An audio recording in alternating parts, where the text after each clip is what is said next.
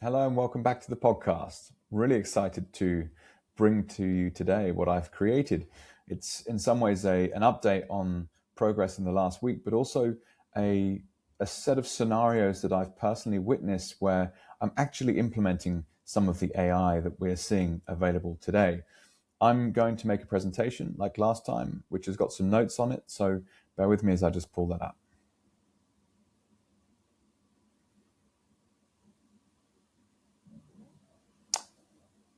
Okay, so hopefully you can see that. Um, yeah, it starts with a personal story. So at 4 a.m. On a February morning, I was freaking out. I'm like, oh my God, what in the hell am I going to do?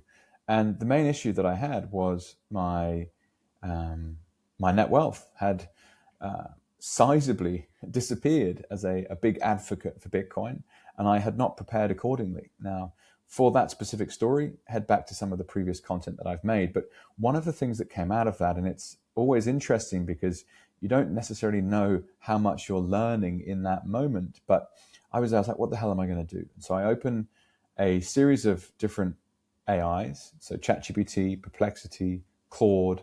I'm like, how do I make money? And that rabbit hole has basically manifested in what I'm now creating, which is the AI assessment report that I'm going to go on to explain. But it's fascinating where one's attention goes and what you learn on the way through. And so in a moment of extreme pain, of extreme fear, extreme anger, um, you know, dark is, how do they say it? Night is darkest just before the dawn. You need in some ways to feel the pain, to rise up out of that and see what comes from it. So it's very interesting to me. Kids were all asleep, wife was asleep. I had to get up super early to get some space from them because I homeschool. It's like, oh my God, what in the hell am I going to do? And so I'm going to explain a bit about that. This episode is for, well, specifically Aussie small business owners, but really it could apply to anyone with a small business. And you're thinking, I know AI is important. I may not know exactly what it is, and I may not know how it's important to me. So this isn't theory. I'm not necessarily doing a specific review and getting paid for it. This is what I've actually done and what I've built out of it. So it's hopefully helpful to you guys. Now February basically that was the kickoff point to what really changed everything, and all of the work I'm now doing has got an AI tool involved. It's quite extraordinary. You look at my iPhone screen time; it's like Claude most used. Like, wow, that's a huge change to only 6 months ago. So in the past, I might have like kind of replaced a Google search, or ChatGPT do this or ChatGPT do that, and it was a glorified kind of writing tool. And the big shift is it's like now it is a strategic thinking partner. So another analogy I kind of thought through, it's like I've read hundreds of business books. I went to a business management degree. I spent my entire life thinking about like the question how to make money. Now the interesting thing about Bitcoin, side point, is it wasn't until I asked the question, what is money, that I understood what Bitcoin was and why it's so important. But coming back to this question of like how to make money, it's like, well, you study all this theory and then you apply it to the situations you find yourself in. Now, that model is now completely obsolete. And with AI, it's like you have a chief strategy offer on hand at any time of day, bespoke to the scenario that you are in.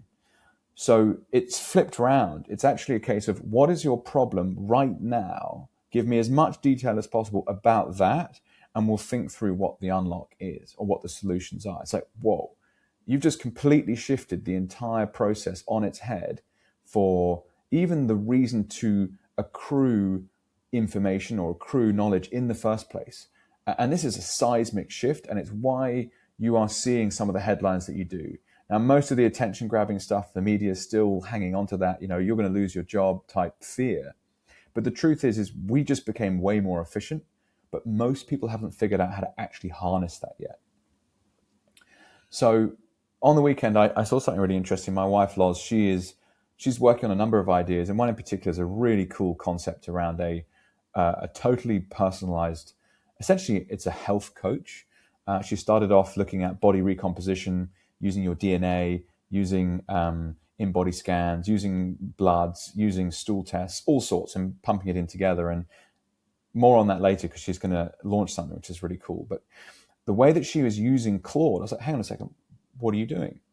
And it's in some ways to do with the constraints of where Claude is at right now, but it's fascinating how she's using it. So I've copied it and slightly tweaked it for myself, and it's already working brilliantly. But within Claude, you create a project. Within the project, you've got multiple different threads. And in the project, you can also create project files. And so what Lozzie has done is she's had a master thread where she's constantly talking to it. All the master decision-making, high-level strategy gets done there. But because of the nature of how it currently works, and you upload screenshots where she's taking inspiration from different places, or she's creating different versions of a product thesis, it gets too full and you have to move somewhere else. And so what she creates is a master thread, and then she has sub-threads. And the way that the master thread and the sub-thread speak to each other is really fascinating. And she has a sub-thread prompt that basically compresses the information from the sub-thread, puts it back into the master thread, and the master thread is then updating a master document. Now, she's then manually saving that to iCloud, but I've actually tweaked it and got a G drive attached, so it's actually automated. And so once a week now, I'm going to sit down and say, hey, Claude, what are all the strategic decisions that we've upgraded in the last 7 days? Summarize them here. Okay, cool. I agree all of those. Boom. Update the master document. And so there's then a version of the master doc, so V1, V2, V3. And so you now have a thinking partner sitting alongside you that remembers all the work. And then if you have specific things you want to go and research, then you can create the sub-thread to go and do that within. Another tweak I've personally made is I've gone, okay, here's the master thread, summarize where we're at, and create a prompt to take to a sub-thread to create another discussion. And the specific use case there being how to create a podcast, and going, okay, well, this is the episode that I want to create a prompt to take to a sub-thread, and then we can queue up the discussion for creating the episode outline. What is the purpose for doing it? The strategy behind it, the call to action. Okay, cool. Now I can go and create a presentation like what I have right now. Then I can do the recording. Then we can take the transcript. I'll get onto it later. But the point being is that the master thread becomes almost like your chairman, and then the sub-threads are kind of employees.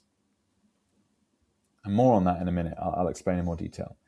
So, AI hallucinates. Another pushback I got recently on a call with a guy who was a plumber was, I don't want an AI saying something on my behalf. Totally fair enough. In this instance, when you're using something like Claude, a process that we have developed and Loz also has been using is you basically cross-check. So this is a tool. You use the tool. If you take action physically with that tool, that is on you. Equally, the information the tool gives needs to be double-checked. And so question it. Why did you say that? And it might have forgotten another piece of information that you added in earlier. And that's where the curation of the master document is so important, because you're picking up all the most important decisions that are made throughout the week and going, boom, this is how we currently think. So, for example, saving things like screenshots, or it gives you a really good answer, like pop that into your notes, have a folder in your notes. Like I've got my Apple Notes, I've got a smart folder, hashtag AIA for AI assessment. So anytime it gives me a good prompt, boom, in the AIA folder. Anytime it gives me a good response on something, I can put it in there. And it's like you're farming the wisdom that's coming out of Claude for nuggets of things that you're going to then take action on. Another thing I've also done is within the G drive, I've also created a master tasks list. And so in my AI assessment master thread, I'm managing 2 documents. One is the strategy document, the master document. The second is a tasks list.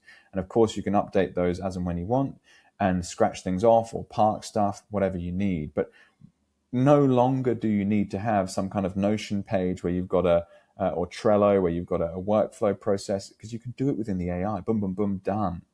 Really fascinating way of working. Now, some specific examples that just popped up in recent times that got me thinking. So Johnny is a guy that's helped us out. He picks us up at the airport as a family. And, I'm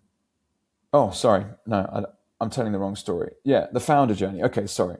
Johnny's in a minute. So this is a pretty important insight. In 2018, I went through a program called Entrepreneur First.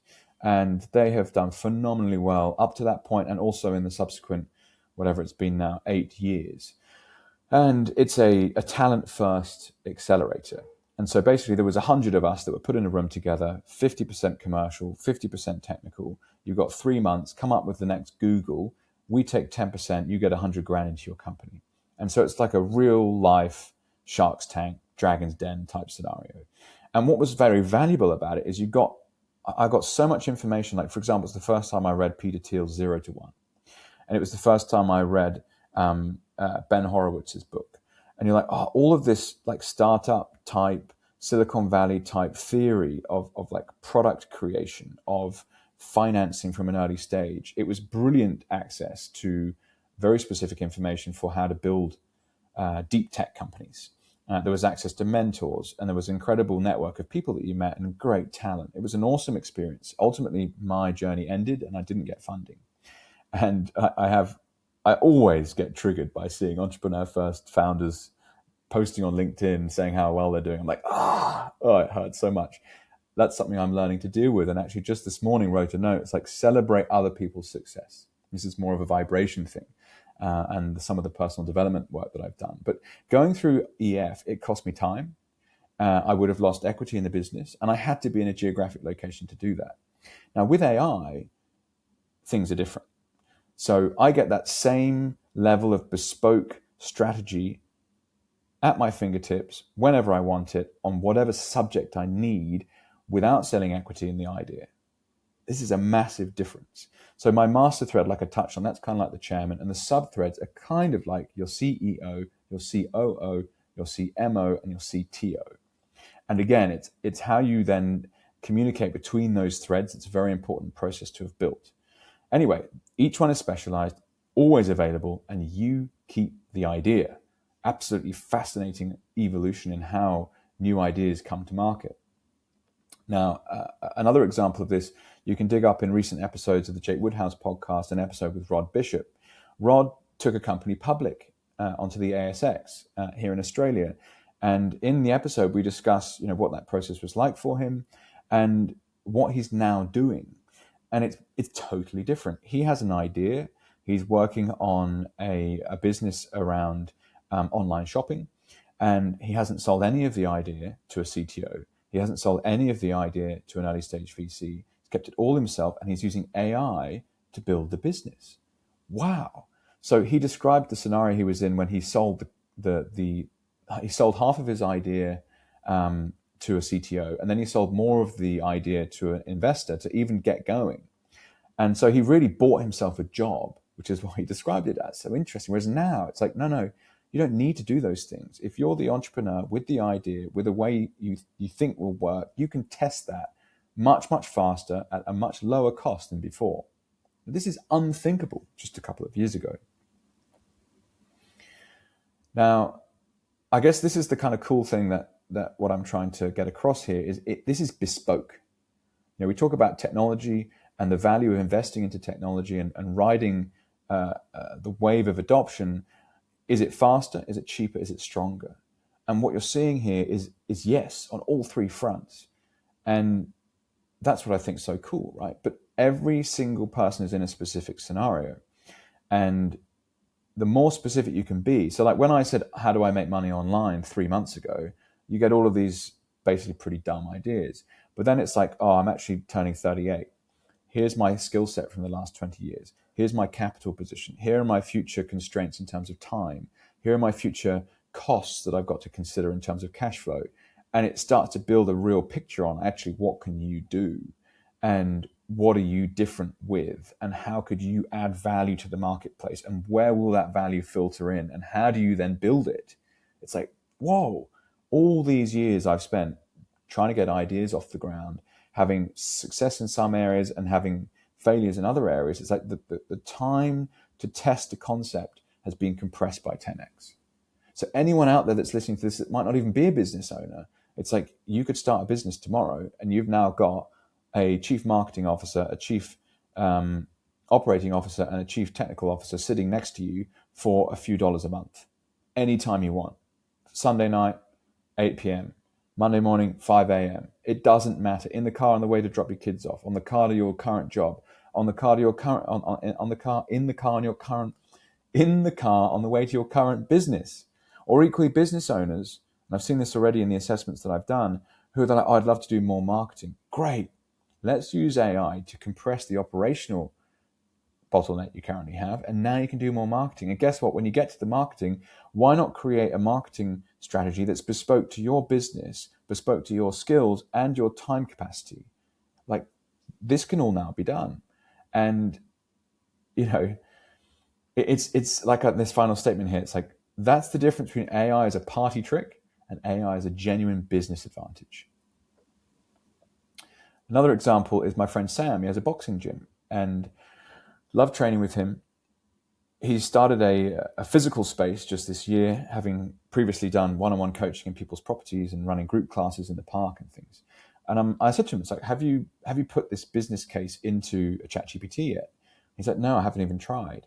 And so I'm like, go to ChatGPT. And we sat down with his computer there and then in the gym, and he typed in a question. It's like, okay, this is the rough revenue we're making. This is when we started. This is kind of customer profile. And bang, out come all of these low-hanging fruits that are appropriate to that scenario. But he hadn't even asked the question. It's like, that's what I'm inviting you to do today. If you're listening to this podcast, just try and see what happens. And like I did 3 months ago now, it's like, wow, have I gone down this rabbit hole hard? And then I guess it's then a cool point. It's like, these tools are available. And the question is then, are you using them? And so it's still the case that you can have an idea, whether that's an idea to improve your business or whether that's an idea to start a business, it doesn't necessarily matter. But it's like, okay, how does the idea work? How do you get it off the ground? What are the constraints? What are the costs? What can you do? What do you need other people to do? You can think through all of this stuff in just a number of prompts. Within 15 minutes, you're like, bang, this is a great shout, or no, actually, this is a waste of time, or this is how to do it better. But there's still an instinct or an impetus or an action that is required by you, the individual. This is where going and digging into the Austrian economics side of things and looking at human action and Ludwig von Mises, and it comes down to what you do. You have to take action. But like we discussed in the previous slide, double check the work this is doing. Why did you say that? Oh, but I asked you this earlier. Have you considered that? It's about cross-checking. Now we've got to Johnny, the lighting story I was going to mention. This is wild. So Johnny picks us up at the airport just the other day, and he used to work in lighting, and it was super stressful, and he's now happy driving instead. Some of the cruisier days he'd be doing ad shoots. And in a day like that, he would have to change the lights a couple of times. You get to hang out with people on set. It wasn't too bad. And the output was 6 seconds of footage for an advert. You think about how expensive that must be to have an entire crew on site for a day to create 6 seconds, like extraordinarily expensive. Now you can open Higgsfield AI and you can get 6 seconds of cinematic quality footage in under an hour, specific to the prompt. Now, you might put the wrong prompt in to begin with, but the more familiar you get with Higgsfield, the better you get at using it. And really, the processing time to get 6 second reel is only a few minutes. It's incredible. Now, think about that as a compression. So you get 6 seconds in a few minutes instead of 6 seconds in 10 hours. That's wild. And that compression is a very good example of the kind of thing that's happening across the board in business. Content, I'll explain in a moment. Administration, strategy, actually delivering things for clients. It's happening everywhere. And so that's the opportunity. The question is, where is that opportunity in your business, in your world? And that's what I want to try and help people figure out. So here's the content stuff. So shout out to Dale, a mate of mine, who reached out and said, Jake, I saw your tweet. How are you doing the podcast stuff? And this isn't actually a definitive list I've put here, but it's just as a prompt for me. So I'm recording on Riverside right now. But before I've even got to the recording, it's like, okay, I've put together some notes on what I would like to create a podcast episode about. I've put those notes into a Claude sub-thread with an appropriate prompt from the master thread. And we've discussed what would be a suitable episode outline in relation to the customer that I would like to try and talk to, what their problem is, where they would like to get to. And so out of that is this episode I'm now presenting to you with the presentation generated from a tool called Gamma. So first of all, it's like my notes, then it's like connecting that to Claude and the strategy that we've got in place. And then it's a case of taking the episode outline and putting it into Gamma to create a suitable presentation. That's what I'm now then recording using Riverside. In Riverside, once I've clicked end record, I will do a small edit within Riverside, putting in a audio tag at the end and at the start. Otherwise, I don't bother going through and deleting all the ums and ahs these days, because I think it's unhelpful from the long form perspective, because I think people enjoy listening to other people being normal, being themselves, and that's why this is how it is. But so you've recorded the full long form episode, it's ready to go. You then have to get that up onto YouTube, up onto Noster.build to post to Noster, up onto Fountain on the back end to post on your RSS to get to Spotify, iTunes, and Fountain. Now, that's the kind of long form stuff. Don't forget to create the show notes, to create the episode title. I'm taking the transcript from the recorded episode, putting that back into the Claude subthread. That will help me generate the description and the chapters and then the call to action. I then take the full episode file and I upload it to a platform called Opus Clip. And that then generates a bunch of different 30 to 60 second long clip options. And Opus I've now connected to LinkedIn, X, YouTube Shorts, Instagram Reels, TikTok. Each clip, this is my current workflow. I'll check each one. If it starts with a nice statement or a number or a something close to what Claude and I discuss as being a good opening hook, I'll choose 5 clips, and then I'll schedule all of those clips to go out across the specific platforms. Importantly, a step is I take the transcript from each clip from Opus back to Claude, say generate bespoke captions for each platform. So I get a different caption for the LinkedIn post, to the X post, to the IG post, to the YouTube, to the TikTok. Click schedule on Opus, that's then going out. This week I'll have 5 clips or 4 clips going out first thing Monday, Tuesday, Wednesday, Thursday. And that's incredible. I tried using Buffer. I've mentioned this as the last point, but downloading every clip from Opus and then up to Buffer, that took ages. So that was not an efficient use of time. And scheduling straight from Opus is working this morning, which is my first time doing it. Really cool process to go through. Now, another thing that Claude will help me generate is an article, so a long form piece that will go out on an email. I haven't yet built that for my website, but I will do shortly. That will go out as a Noster read. That will go out as a LinkedIn article. It's just wild, and each one is bespoke to the platform. I obviously proofread it all, and I'll change things where I don't like it. But it's the base case of now all this content that's coming out of one 30-minute recording that I did myself. And so suddenly you're saying, okay, this is pretty fascinating. How do I do this? The next step, and Dale, if you're ever listening to this, I will build this, is creating what's called a Claude skill. And that's essentially a prompt that I will build to give Claude that will take away any of the kind of clicking between websites that I currently have to do to actually go through that process of how I create a podcast. Now, the important thing here is I'm now doing this all myself. I used to have an editor. I used to have a producer. And they were costing thousands of dollars a month for the content that we were putting out at the time. And this is a few $100 with a little bit of my time and some AI tools. Massive, massive, massive change. And just one example as to how the content production side of things is altering. Now, I thought it'd be fun to also share a bit about the strategy behind why I'm building the way I am at the moment. And it is that, and I touched on this in the last episode, I spent some time focusing on women's skin clinics and Instagram exhausted founders of those skin clinics.